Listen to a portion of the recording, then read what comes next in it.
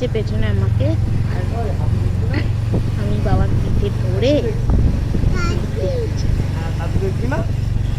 বাবা আমাকে বলছে চিড়িয়াখানায় নিয়ে যাবে, ঘুরতে নিয়ে যাবে, ঠাকুর দেখতে নিয়ে যাবে।